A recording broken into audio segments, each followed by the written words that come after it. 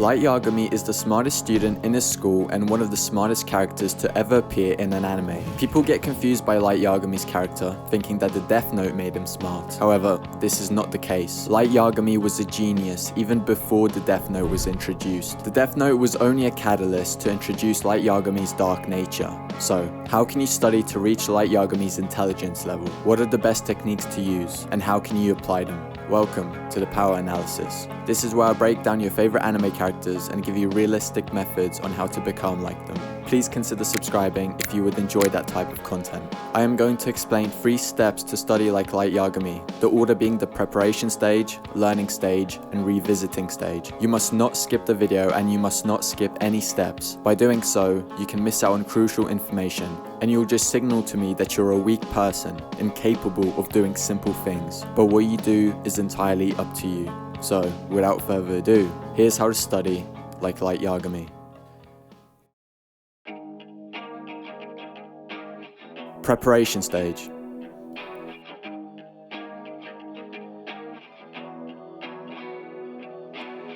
You may believe that the preparation stage is unimportant, but you're wrong. Studies have shown that all sorts of things contribute to your learning and comprehensive ability. So before we move on to stage 2 and 3, you need to do this first. Number 1. Make sure you've been getting 8 hours of sleep consistently for at least a week. Sleep deprivation is not a joke. It reduces concentration and it will slow down your thinking ability. This must be for 8 hours, no exceptions. We sleep for a third of our lives, and you're telling me that sleep is not that important? Number 2, stay away from devices and social media.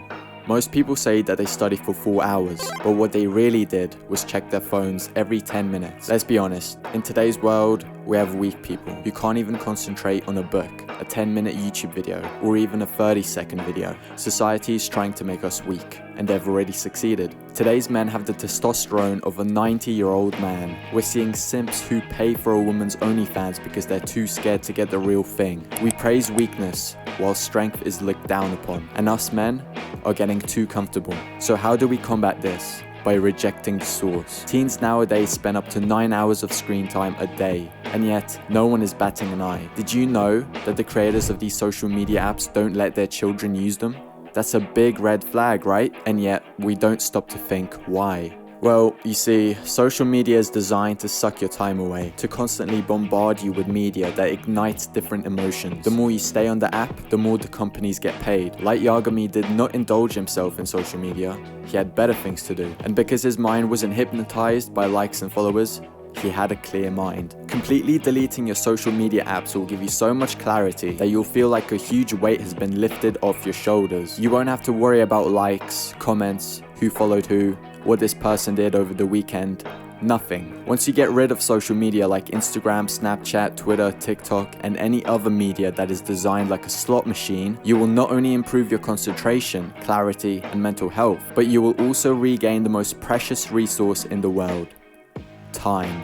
I'll display 2 methods that you can use: beginner method and the expert method. The beginner method includes not using any devices at all in the first 3 hours of waking up. No news, no music, no videos, no tweets or photos. This will improve your discipline and you will have a fresh mind as soon as you wake up. The expert method includes deleting your social media accounts. Not social media apps, but social media accounts. I think YouTube is an exception, since it is considered to be a search engine, which is useful for studying. What this will allow you to do is break free from the chains of mind control, and you can start thinking for yourself rather than following the herd.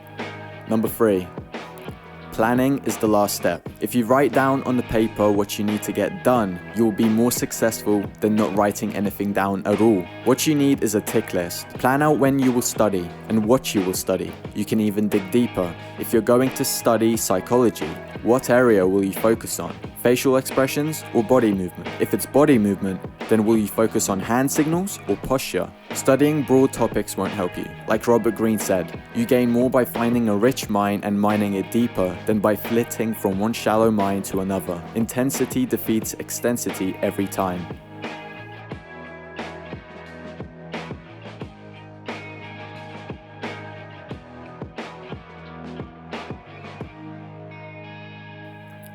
Learning stage.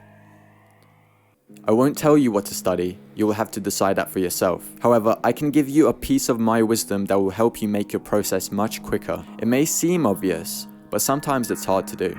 Be genuinely interested in that topic. You need to understand that you won't succeed in learning if you don't like what you're studying, which is why I'm not telling you what to study. What you must do to be highly proficient in what you're studying is basically give your soul to it. Some people will think I'm crazy, but every time I succeeded in what I wanted to achieve, whether that's getting good at something or getting an award, I dedicated all of my time to it. I even sacrificed my eating and gym habits for that thing I wanted. You almost have to become one with it. Has to become a part of your identity. This is the reason why I told you to get rid of social media. Since social media is highly addictive, you'll be juggling two things at once. And since social media is more stimulating than what you're studying, you will quickly lose interest and focus.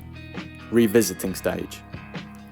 This is the stage that will actually keep the information that you learned in your mind. But before I explain this last crucial technique, make sure to like the video if it helped you out in any way.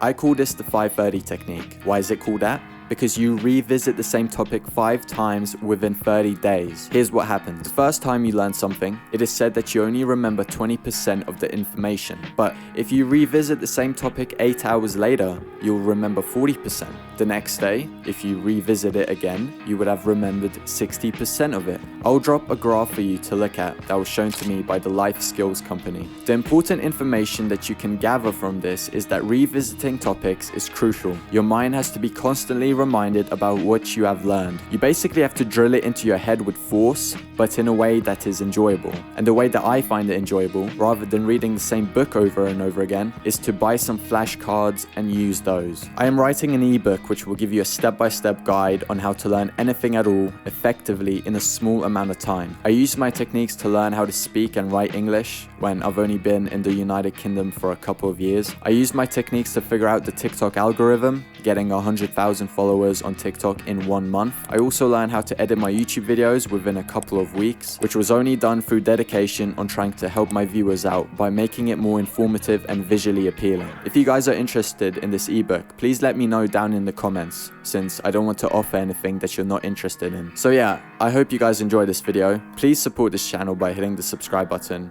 and see you guys in the next video.